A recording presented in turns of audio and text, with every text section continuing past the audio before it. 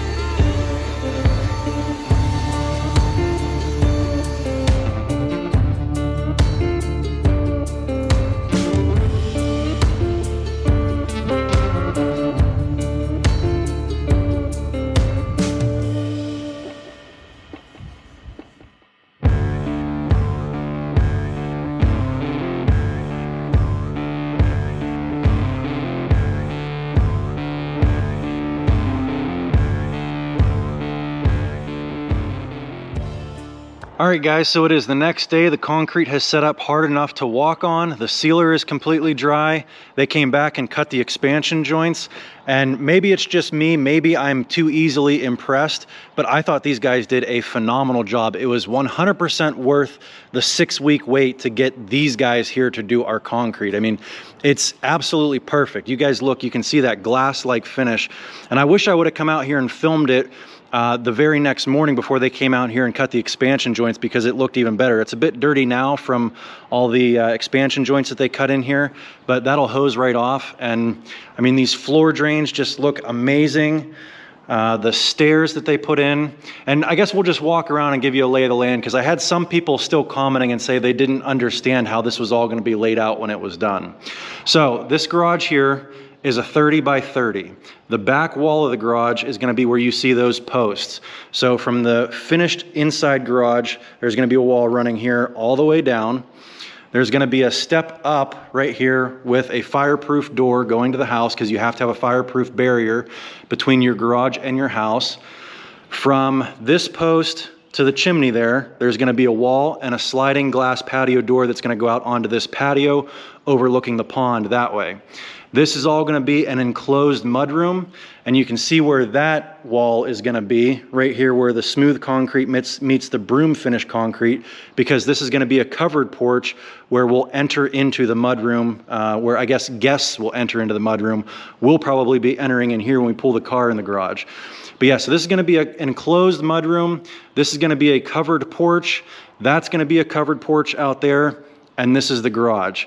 I also had some people asking about the in-floor heat, because when we had our runs come out, some people said they weren't sure how we were going to have two separate zones, because the zone out here in the garage does run through this zone here. And that's true. We had to do that to bridge the gap from the house to the garage. So we have 6 lines, 3 loops, which you'd have your hot water out and your hot water return. So that'd be 6 lines coming right through this section here. So this section may be a little bit colder than the rest of this, but this loop here will probably keep the same temperature as the house. And then those 6 lines that run out here and then spread out into the garage will keep at 50 or 55.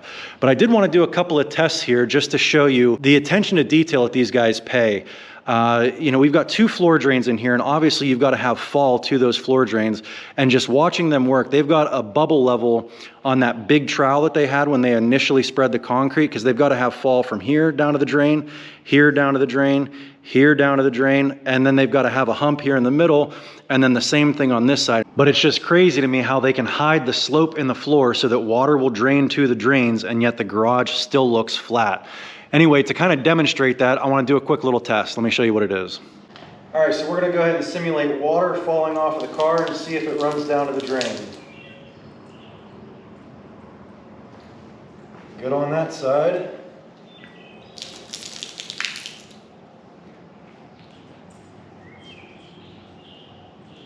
You can see it's not running down there, it's just slowly falling down. So you don't have a ton of fall, but you've got enough to get it going down to the drain.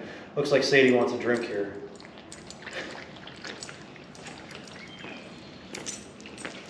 Another question we got in the last video is, why did we raise this entire slab up 18 inches? And that's pretty easy to answer, because we wanted this entryway porch here to match the same level as the existing concrete sidewalk that we had here to begin with.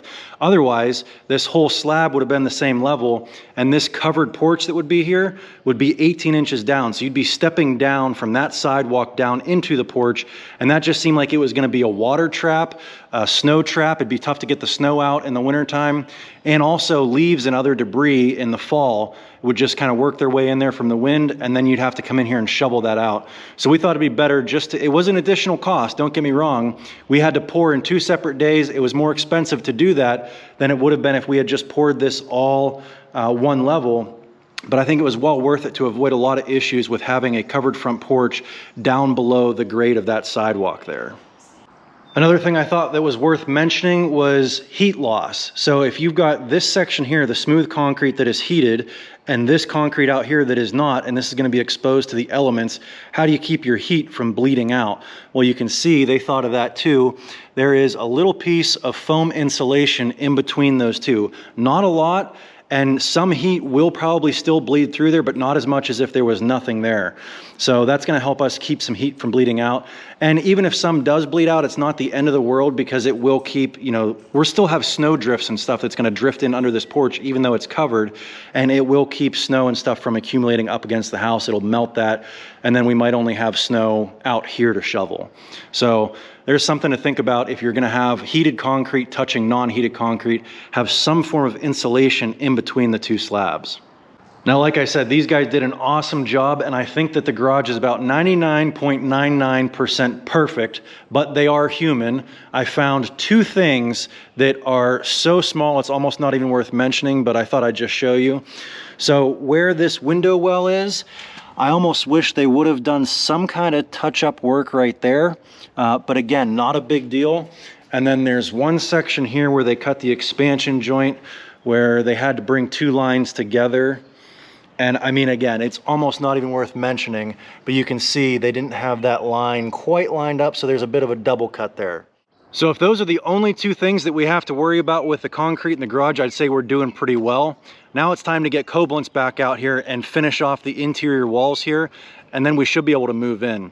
I think the concrete, they said you can walk on it after 24 hours, but don't drive any vehicles on it for 2 weeks. So that'll give us plenty of time to get Koblenz back here, finish the interior walls, and then we'll be able to get the vehicles back in the garage and start getting things how we want them. Anyway, if you guys enjoyed this one, give me a big thumbs up, click that subscribe button, and we'll catch you on the next one. Thanks for watching.